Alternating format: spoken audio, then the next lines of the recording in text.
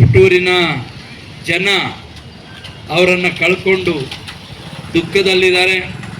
PC Nagesh ಅವರ ಕುಟುಂಬ ಕೂಡ ಇವತ್ತು ಸಾರ್ವಜನಿಕ ಜೀವನದಲ್ಲಿ ಅವ್ರ ಜೊತೆಗೆ ಬೆರೆತು ಸಾರ್ವಜನಿಕ ಸೇವೆಯಲ್ಲಿ ತೊಡಗಿದಂಥ ಆ ಕುಟುಂಬ ಇವತ್ತು ದುಃಖ ತಪ್ತ ಆಗಿದೆ. ಆ BC ನಾಗೇಶ್ ಅವರ ಕುಟುಂಬಕ್ಕೆ ಭಗವಂತ ಶಾಂತಿ ನೆಮ್ಮದಿಯನ್ನು ಕೊಡಲಿ. BC ನಾಗೇಶ್ ಅವರ ಆತ್ಮಕ್ಕೆ ಶಾಂತಿ ದೊರಕಲಿ. ದುಃಖವನ್ನು ತಡೆದುಕೊಳ್ಳುವಂಥ ಶಕ್ತಿ ಆ ಕುಟುಂಬದ ಎಲ್ಲರಿಗೂ ಕೂಡ ಸಲ್ಲಬೇಕು ಅನ್ನುವಂಥದ್ದು. ಮತ್ತು ನಿಜವಾಗಲೂ ಕೂಡ ಭಾರತೀಯ ಜನತಾ ಪಾರ್ಟಿ ಭಾಳಷ್ಟು ಮಾರ್ಗದರ್ಶಕರಾಗಿ ಅವರು ಕೆಲಸವನ್ನು ಮಾಡ್ತಾಯಿದ್ರು.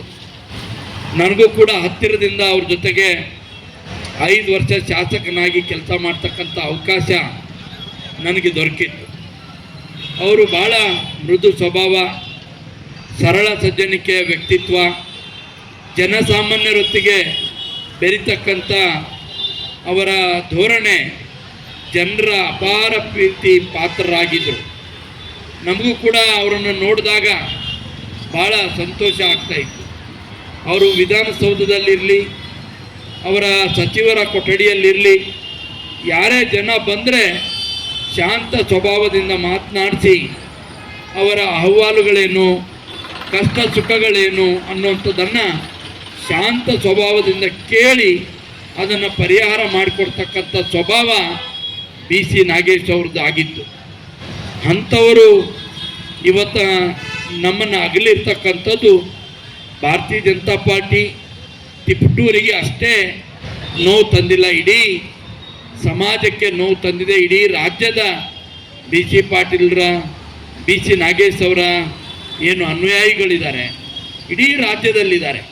ಯಾಕೆಂದರೆ ಅವರ ಸರಳ, ಯಾಕಂದರೆ ಒಬ್ಬ ಸಚಿವರಾಗಿ ಹೇಗಿರಬೇಕು, ನಾವು ಸಮಾಜ ಜೀವನದಲ್ಲಿದ್ದಾಗ ಯಾವ ರೀತಿಯಿಂದ ಕೆಲಸ ಮಾಡಬೇಕು ಅನ್ನೋದಕ್ಕೆ ಉದಾಹರಣೆ ಅಂದರೆ ಅವರನ್ನು ನೋಡಿ ನಾವು ಕಲಿಬೇಕಾಗ್ತಿತ್ತು. ಅಂಥ ವ್ಯಕ್ತಿತ್ವವನ್ನು ಮಾನ್ಯ BC ನಾಗೇಶ್ ಅವರು ಹೊಂದಿದರು.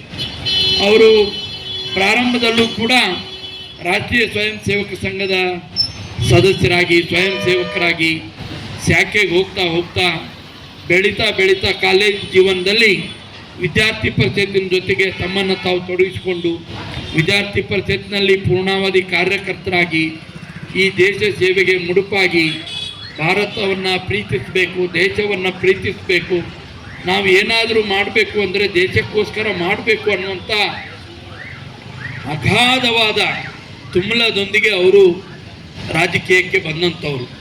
ರಾಜಕೀಯಕ್ಕೆ ಬಂದ ಮೇಲೆ ಶುದ್ಧ ಹಸ್ತರಾಗಿ ಯಾವುದೇ ಕಪ್ಪು ಚುಕ್ಕೆ ಇಲ್ಲದೆ ಭಾಳ ವಿಶೇಷವಾದಂಥ ಒಂದು ಶಿಕ್ಷಣ ಖಾತೆಯನ್ನು ನಿರ್ವಹಿಸಿ ಇಡೀ ರಾಜ್ಯದ ಜನರಿಗೆ, ಶಿಕ್ಷಣ ಪ್ರೇಮಿಗಳಿಗೆ ಹೆಮ್ಮೆ ಕೊಡುವಂಥ ನಿಟ್ಟಿನಲ್ಲಿ ಅವರು ಮಾಡಿರುವಂಥ ಕಾರ್ಯ ನಾವು ಎಷ್ಟು ಶ್ಲಾಘನೆ ಮಾಡಿದರೂ ಕೂಡ ಕಡಿಮೆ.